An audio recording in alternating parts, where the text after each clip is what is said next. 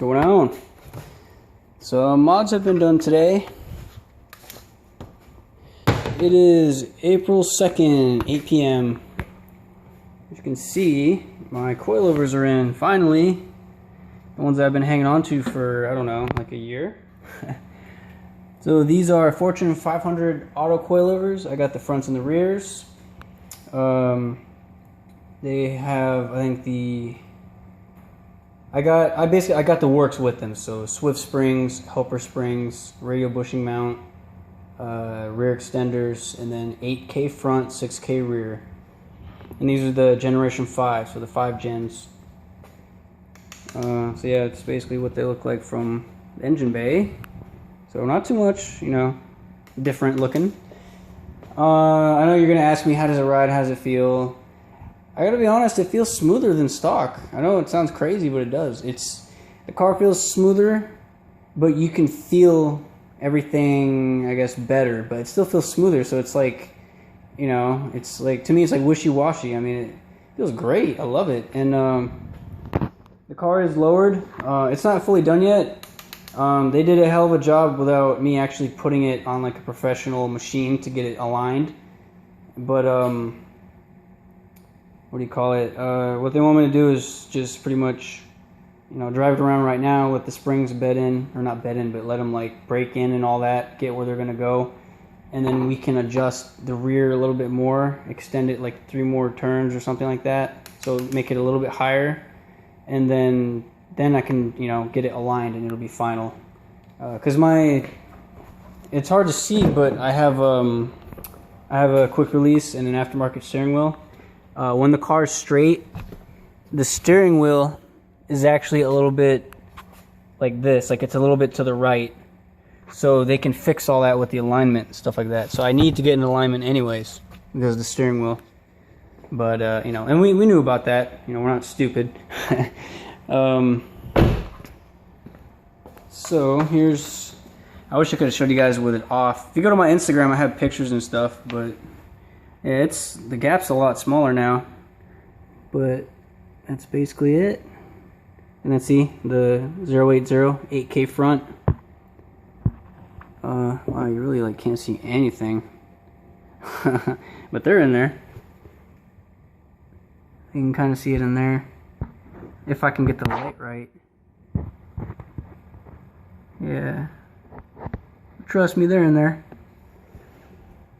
There's just no good angle. So 8K front,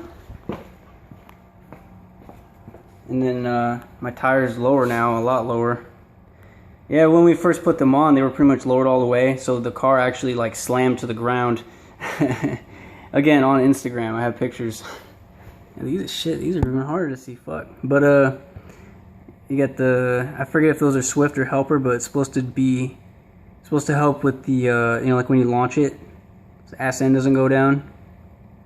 And then I upgraded the springs, so those are 6K. And man, you can't see them, but I also have stainless steel brake lines on here now. But yeah, you can't see them. Well, you can see right there. It's inside. It's a bitch to see, but that metal looking thing right there, that's a stainless steel brake line. I got Goodrich stainless steel. So now my brakes feel even better. The suspension and coilovers and everything feel great.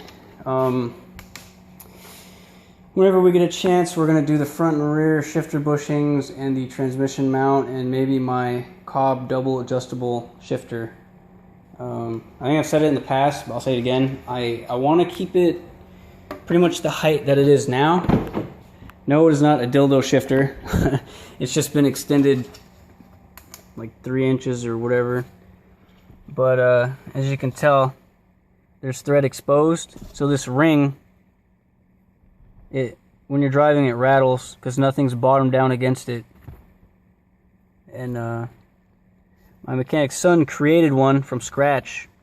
And it's about as thick as the bottom of the knob right here, so it pretty much lines up and goes straight down, and it bottoms out against this lock ring, but it also is cut out where you can pull the lock ring into it, through it, so it fits great.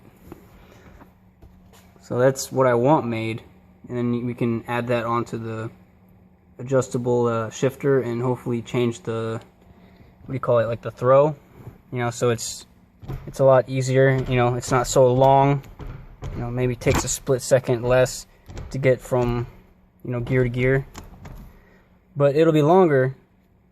And then I'm thinking about getting the extender on this so that my arm will be even more of a 90-degree, because it feels comfortable right now.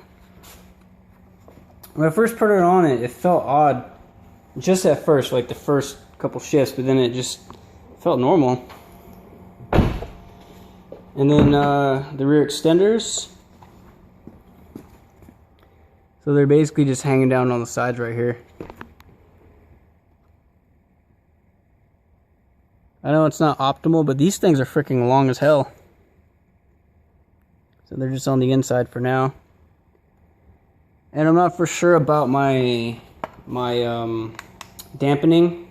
I think Alex said it's at 12, I think, out of like 24. I think these are like 24-way adjustable.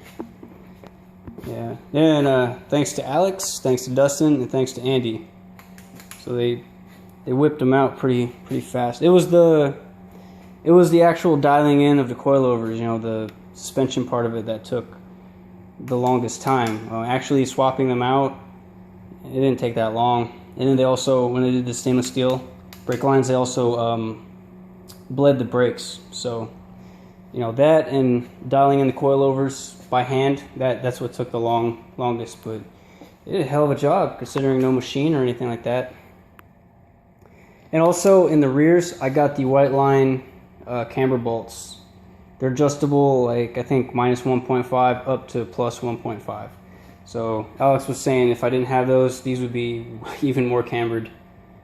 So it's time for me to upgrade to bigger rims, bigger tires. I really want to get the Enki RPF ones, 18-inch, kind of like Blackie. It'll fill this in, roll the fenders. It'll just look good. It'll look like it's supposed to be there. Alright, well, I mean, it's not much, but it's on there. And I got a pull. Well, I got kind of a video where Alex was driving my car. You know, I drove it first, and then he was driving it, make sure everything was good. Brakes grabbed so good when you press down hard enough that they actually squeaked. So they work. I'll see if I can post that as a separate video. Just gotta try to edit out all the landmarks, you know. Yeah. Alright, well, there should be more to come. Oh yeah, and who's going to Coffee and Cars? I'm going to Coffee and Cars. So that's Thursday, that's in 2 days, so I am going. I ran my car through the car wash just now, and tomorrow I need to go to Home Depot or some hardware store and find nuts and bolts, because my lip, 3 of the screws came out, so I need to fix it. So I'm gonna jack up my car and see if I can fix that properly, and then I'll back my car out in my driveway and wash it properly. So the car wash was kind of like a pre-wash, so my car is really dirty, so I need to do a proper car wash by hand and try to clean everything up. And after the car meet, there may be a little photo shoot thing we're gonna do. I don't know. Yeah.